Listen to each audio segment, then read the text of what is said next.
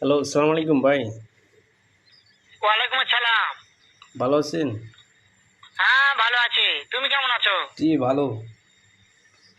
হ্যাঁ, ভালো আছো না? হ্যাঁ, আচ্ছা, তুমি কার সঙ্গে আছো? এই তো রিপন ভাইয়ের সাথে। ওই মাদার চোদের সঙ্গে? ওই মাদার চোর তো এতই হারামজাদা।